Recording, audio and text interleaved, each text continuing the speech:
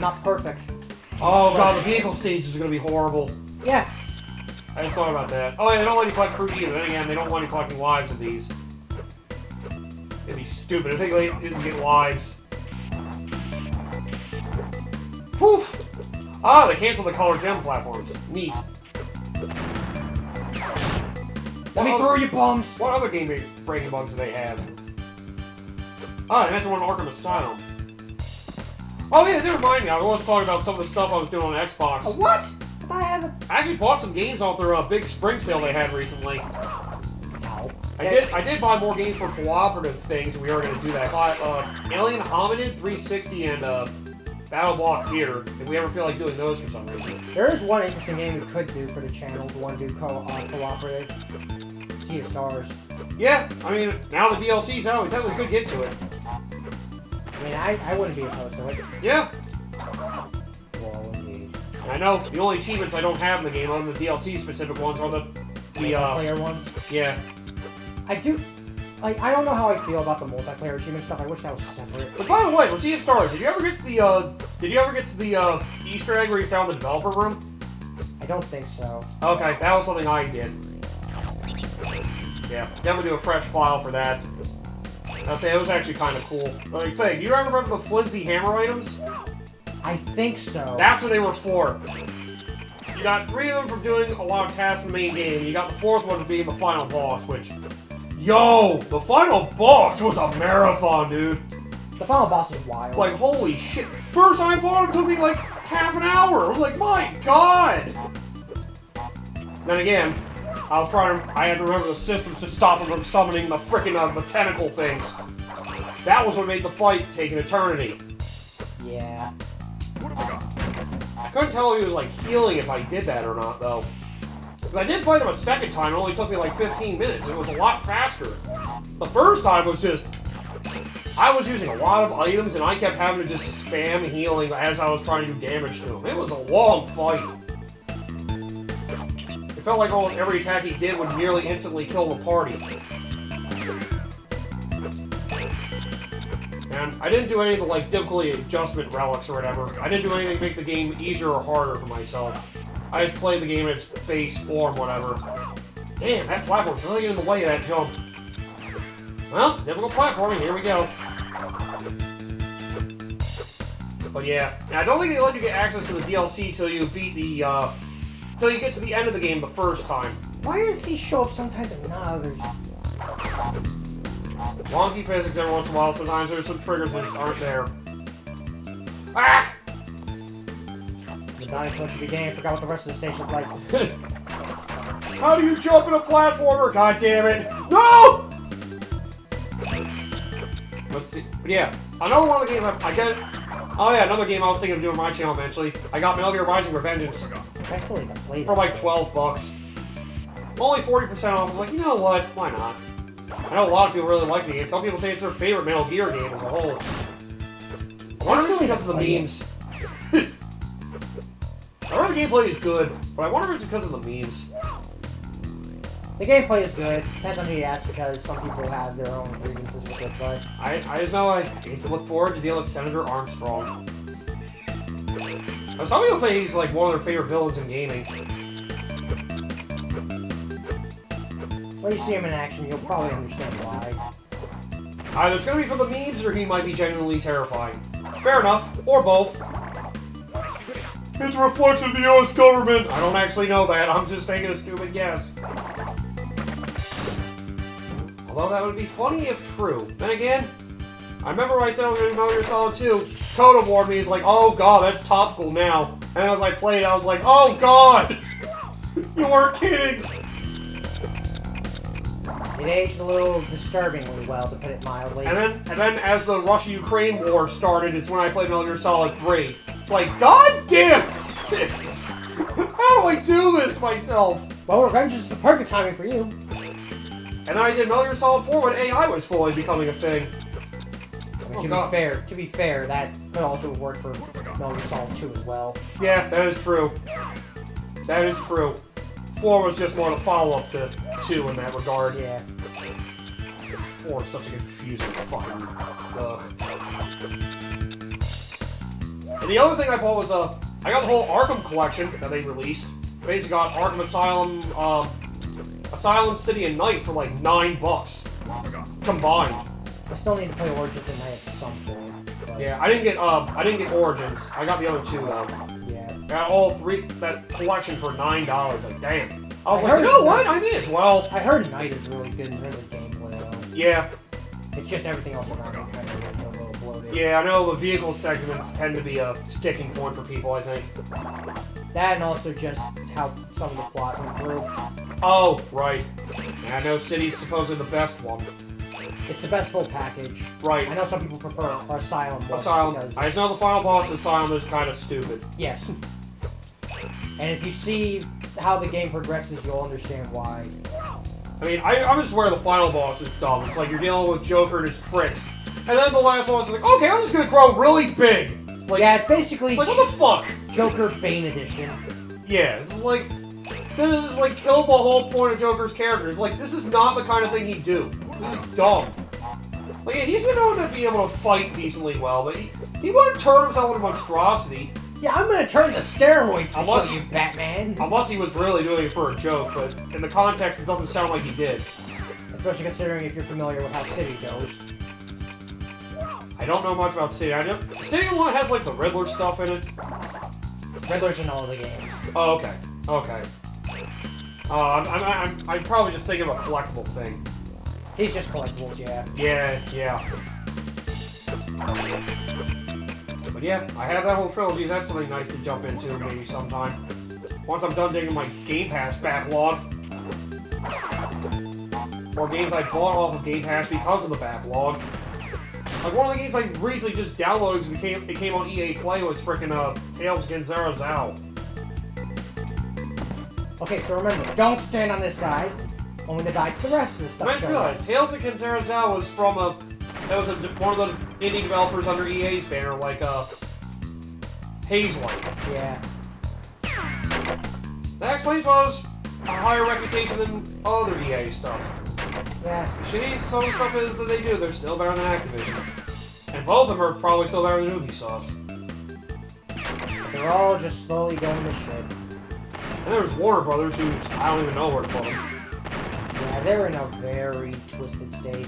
Yeah. A lot of that has more so to do with Zaslav than anything else. Damn it, yeah. I guess you heard the news Some that, people will say Zaslav's doing a great job because they're cutting out all the filth, but... Right. You know, I've been also hearing a lot of ramblings of people, like, saying, oh, well...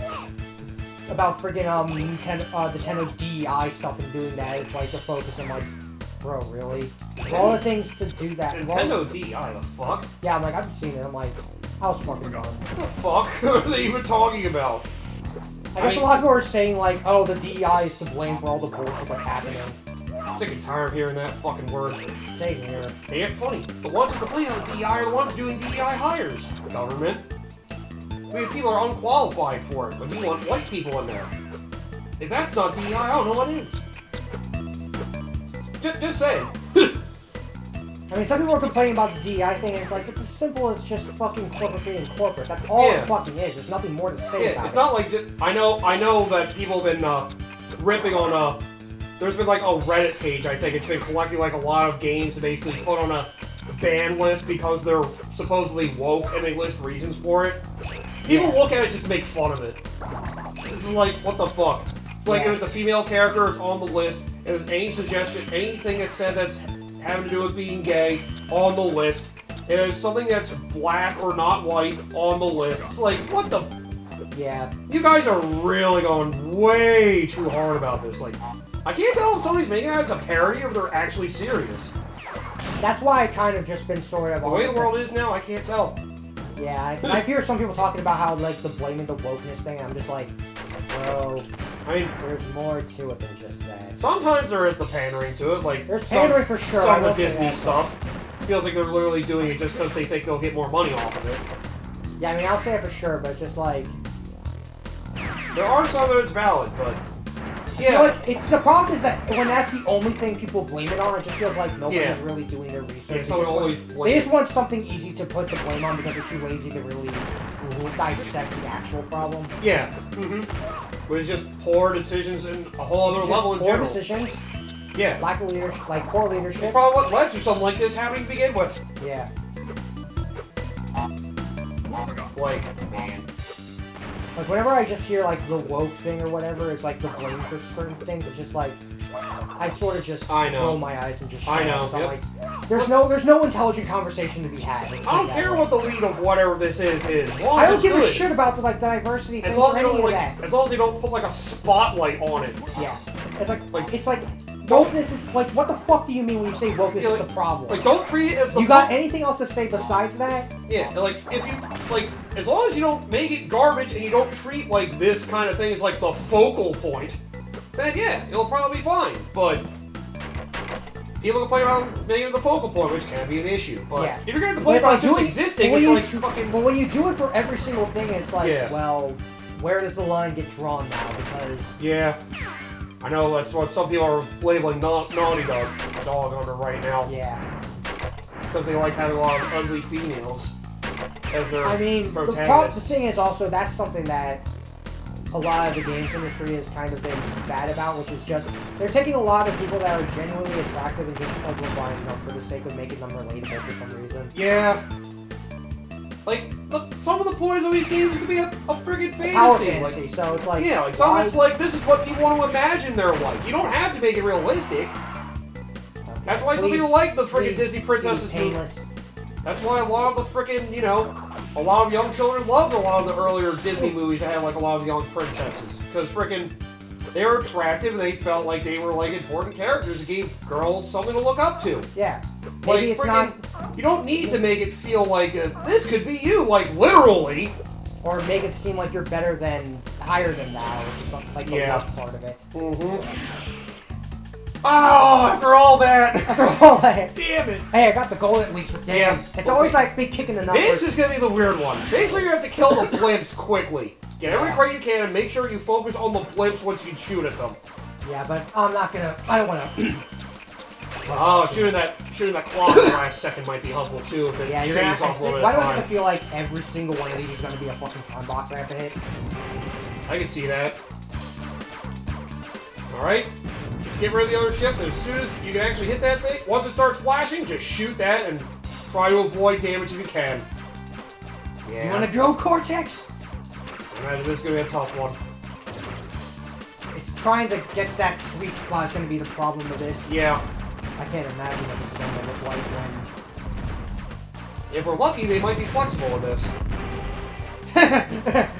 Yeah. There's a nice hope I have, that's all. Unless you're nice enough to give me the help. Yeah, thank God. Let's see, what game-breaking glitches they have. Let's see, Arkham Asylum. Rocksteady Games' first entry into their now legendary Arkham series proved superhero games can stand toe-to-toe with the best the medium has to offer. Similar with Christopher Nolan's Batman trilogy, different comic book films. Batman really wasn't as seemingly at his peak back then. Yeah. That was like right after Batman Beyond as well. I'm trying to remember, was there a reason they canceled Batman Beyond? I don't remember for sure all the details of it. It could just be, you know, the standard corporate thing. I really don't know. Yeah, I guess it probably is something like that. Right, but yeah, let's see. Nolan's works cannot abruptly freeze and delete all the progress you made up in that People always want to complain about, oh, we had it so good back then. In some ways we did, but it's like, we also had just as much shit back then. Yeah, it's just now because of the internet, a lot of it's a lot more noticeable now. It's like, it's easier to see it all come to light. Yeah. That's why, honestly, with some social media, I've been a little tired of some of the rage baiting stuff. Like, some people are literally complaining just for the sake of complaining. Yeah. Yeah, I hate the way a lot of the short form social media videos structure shit. I really hate a lot of it. Yeah. Because they'll lightly talk about something and then, well, no, they'll like say like the headline what they're complaining about, and then talk for a minute about nonsense, and then fucking like get to their point in the last like 3 seconds. Like, what the fuck? And the point doesn't even correlate. Yeah, the point's not. It's not like well researched at all. Fucking. Then again, I've seen some people trying to. I did see an article trying to glorify Nintendo and backwards compatibility, which I thought was a little laughable. So, like, they're the best company with backwards compatibility right now. Like, whoa, what's... Maybe compared to Sony, sure, but Microsoft has beat on that. PC has everybody beat on that. Yeah. You're trying to say... They're, like, saying, like, Nintendo didn't have to do backwards compatibility. Ah! have the one. Yeah, Wow. I missed. I know that for a fact. That Bloodborne was gonna be hard. But yeah, like, I mean, I do hate that Sony does have their backwards compatibility stuff locked off for the legacy content to their subscription service. At least Nintendo, at least Microsoft, the vast majority of everything you can buy out up front. There's only a few things that are Game Pass exclusive, and it's not even really much. It's like the retro classics thing they have, and like maybe like one or two like specific games I can't even think of are Game Pass exclusive. They're not even like that big a deal. Let's put a count, though, ladies and gentlemen. How many platinums do you think I'll even get on the road here? Platinums? Do you think I'll get one? I'll put a bet and say 3. I'm betting 0. I mean, Well, if you play like an incompetent asshole the entire time, that's the point. you're at 1 and I'm at 3. We'll see how that goes. And Coda will chime in and say -3. Fuck you! Subtract with every Sapphire relic you get. God damn it! Ow, that would be even more painful if that came true. God damn. I don't know how to feel about that. The fact you were right, the fact that I'm this incompetent. What the hell's wrong with me? Shit. No, Arkham Asylum also had a frickin' save. And he doesn't realize, oh wait, it's me playing. Then he actually puts it up to regular 3 again. Because he has more faith than me, apparently. If it was MJ, he'd get -5. Well, come on! And he's right, I do delete some of my failures. I had some of it out because it gets painful after a while. At least when it's me by myself, because then I just start getting delirious. God damn it! Yeah. I needed to save that. Oh! Okay, I know what to do. Just make sure you save the Aku Mask for getting through that. You just gotta time it very well. Because I know for a fact, I was like, I need to save these guys for something important. Of course. Also, gotta say, it's probably a lot easier to play this on a controller than it is playing on the actual handheld. Honestly, like because there's so few buttons to work with, it's actually not nearly as bad as you think it is. Yeah, just I feel like holding a controller might make it feel a little better though. Well, then again, we're playing on a TV, so yeah. The problem is also my brain kind of is wired to try and look for feeling certain buttons out. My brain is just like, these buttons shouldn't be here. Oh, right, yeah. Like, so that's the one thing that I hate about playing on PC is that I see all these extra buttons, my brain just kind of fries up. Yeah, that is true. So, like, I don't want all these extra buttons here. I should have enough. Damn it. Face tank more. Is it you I need a face tank? I would say, I think it was the one after. God damn it. Yep. Alright, take it and go! Oh, too early! Damn. Of course. Let's see. This is reality for some Arkham Asylum fans who mercilessly lost their files due to a random glitch. This can happen at any point during the game, too. Thank goodness for previous achievements, otherwise a corrupted save would erase any trace of 100% completion. Oh, so that had a friggin' save erase bug as well. Oh boy, big rigs, over the road racing! Gee, I wonder what this one was. It's not so much one specific game-breaking bug putting big rigs over the road racing on the list, but the entire game. Right from the start screen, it's clear something is amiss. After entering a race, one finds out it's faster to list all the things not going dramatically astray during gameplay. The game is unfinished and broken. Collision detection is non-existent, and players can easily drive through maps boundaries. So unplayable one cannot even stay mad at it for too long. Big rigs is a truly bizarre oddity to behold. Oh, there you go, you got to keep all of them. I'll say, will that also count the time for you? Oh yeah, it does. Right. I kept thinking if you had to destroy the crate directly, but I guess as long as it's not Nitro, it'll count for you. TNT will count for you. Nice. Whoa, nice. Nice. Okay. Can't tank anything. Okay, there we go. Ooh, come on, can this be it? Can that be it? That felt good. Yeah, you got it! Everybody gets one. Woo! I was gonna say, that one run went really well. I had a feeling about that. Yeah, I'm like, that almost felt good. Woo! You did hesitate a little bit, but it wasn't enough to screw you over. Nice work. Well, there we go. Okay, gotta counter it. Good incompetence, got it. Now we gotta balance it out with incompetence. Got it. Ugh. Number 8. Number 2 cocky. Another game-breaking bug they had. Gran Turismo 2. Gran Turismo is the ultimate driving simulator. Development time is long and intense in order to achieve the correct sensation of driving beautiful cars at high speeds. Gran Turismo 2, however, was rushed to shelves, leaving several bugs within. Maximum speed attack mode has 8 leaderboard spots. If one fills up all 8 of them, the 9th record will trigger a glitch where some garage information disappears. Fortunately, one can reload their save in later editions of the title Fix This Glitch. Oh, wow! It just ruined the frickin' UI. That's a weird one. That's not really game-breaking. That is odd. Well, in some ways it could be game-breaking. And if you can't read things, that might be an issue. Number 7, Pokemon Red and Blue. Gee, I wonder what you could pick from this. Everything? Oh god. Numerous glitch Pokemon exist within the world. Many of them are harmless, with the worst damage being some Hall of Fame data. However, some of them can destroy one's save data. Fortunately, most of these require effort, which won't likely be stumbled upon by chance. Wow, they didn't even go into depth about it, but yeah, Missing No is basically a big host of most of that as a whole. Yeah, Missing No is basically the progenitor of all the glitches in Gen 1. Yup. If you try to get it in the freaking virtual console versions of Gen 1, and try to take it to the Pokemon bag, they won't let you. It's just treated as a bad egg, I think. So you can't get anything out of it at all. Or I think they just make it a ditto if you use it in Pokemon Stadium if you ever did that for some reason. I wouldn't know. I never really... It was a vague detail, I think I remember. I think it was when, well... Coda might know more. Yeah, he was telling us about it when we were going over Missing No glitch during the post-commentary run. I think that's where I got the detail. Jesus, don't want to lose this yet. I need it. Fallout New Vegas. Oh, this must have been early on. Obsidian's Fallout New Vegas is hailed as not only one of the best Fallout titles, but also one of the best Western RPG of the past 10 years. Oh yeah, Obsidian did that! I forgot about that! Yeah. I forgot. Bethesda's main studio did 3 and 4. No! Oh, so close. I forgot. Obsidian did do that. That's what got them to start their fame. That was it. I keep forgetting about What that. does Obsidian do now? They're the ones that recently did that one game. Avowed. Oh. They did Avowed. They did the Banner Saga stuff, I think. They did what was it, Banner Saga? It wasn't Dishonored, did they?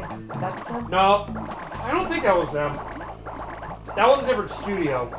That might have been Arcane, maybe. Okay, I think that makes more sense. I think. I can look into that later, but... Fallout New Vegas is one of the best Western RPGs. Like many of its ilk, however, is swarming with glitches. PS3 version in particular, yep, Bethesda had a lot of fun with the PS3. PS3 architecture was wonky. Yep, I mean, Skyrim is like the most infamous example. That never got a working state. Ah! I mean, you point to Skyrim, but friggin' you need to also point in like Sonic 06. That game actually ran worse on. Yeah, it wasn't great on 360. It was even worse on PS3. That's right. I keep forgetting it had a frickin' PS3 version. Why is the most sadistic part of me want to get Sonic 06 again?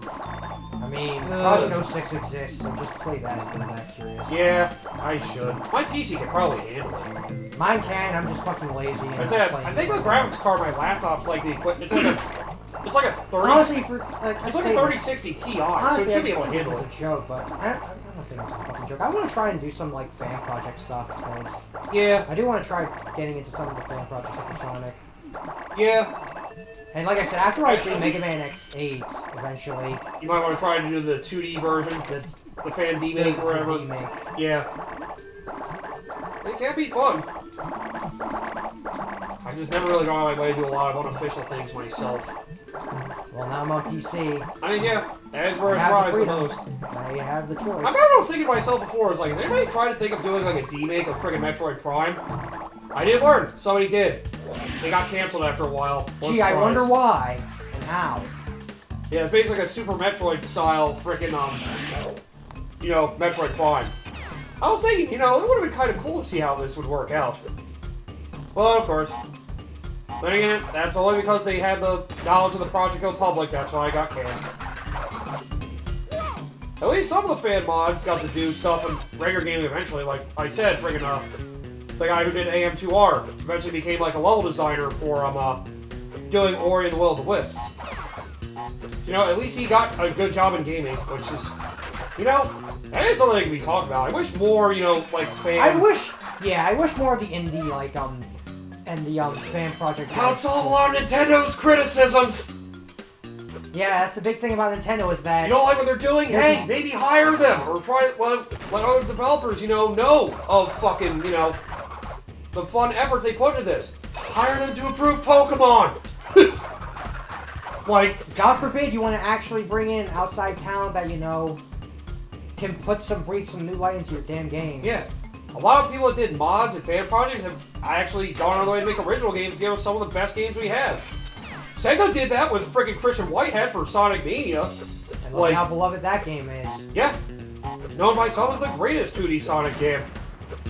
That is another project we could do. I keep forgetting that it's also something we could technically do. Yeah. Sorry, I play Sonic 4. Yeah, right. I was gonna say... The game isn't even bad, it's just boring as sin. I think I have that on my Xbox. I don't actually remember. Then again, if I didn't, I don't want to go out of my way and rebuy it. Dimps. For all the hits you had, you did have a couple misses. Yeah. Unfortunately, because I played so many Dimps games, I noticed your trends. Yeah. I would say we could do the Sonic Advance trilogy as well. Yeah, that is another option. Because I do know, if I wanted to go... I did start doing it for my channel as well. So yeah, we probably should I'll hang out until you're done with it. Like, I was going to do just the first game, but I was like, you know what, this is really short. I'm going to do the whole trilogy. I imagine I did Advances 1 and 2 so far. I'm cautiously optimistic for Advance 3. Because I've heard odd things about it, but... Depends on who you ask. I personally think it's my personal favorite of the bunch, but I also get why some people may not be the biggest fan of it as well. I know apparently some people say it's like the biggest marathon for 100%ing. Compared to the second game, I can kind of... Well, I understand why, but I think when I compare it to the second game, it's not nearly as bad as it could be. It is more of a scavenger hunt compared to the second game, but... The second game, second game, you just have to know the right path. Yeah. That's all. And I hate I even know one of the Chaos Emerald paths for finding the rings I found completely by accident. I somehow found all the rings. I was like, huh! Would you look at that? Yeah, but I didn't need a guide for them, but one of them I found by accident. I still hate that. It's still my least favorite approach of special stages in any Sonic game, admittedly. Yeah, like that approach is bullshit. I mean, I still keep my... God damn it! Of course. I mean, that is why I keep running my 3DS for things like doing freaking Metroid Samus Returns, Kirby Superstar Ultra, freaking, Sonic Rush. Technically, we could emulate those, but, well, with a game like Sonic Rush, it's a lot easier not playing through an emulator, especially for the special stages. CS emulation is weird. Because when you have to do a touchscreen integration, unless you're really good with mouse movement, or you have an actual touchscreen on your PC, yeah... It's one of the reasons I ended up buying Sonic Chronicles: The Dark Brotherhood. Because once I realized there was a touchscreen interface, I was trying to play it, I was enjoying it. Then after I got more than halfway through the game after getting the physical version, I stopped wanting to play it. Oh, God. We can do a blind playthrough of that? Oh, God, no. Ooh. That's like, correction, you can do a blind playthrough of that. I'm not fucking touching it. I wonder if I hate it more than Paper Mario Sticker Star. That's tough. Based on what I've seen from Brotherhood, it looks like it's at least an RPG. Dark Brotherhood, yeah, it's just... It just drags, and nothing, like, evolves after a while, and then it just gets grindy at the end. And, well, yeah, we know it was left on a cliffhanger, because, Well, Sega didn't let BioWare work on another one.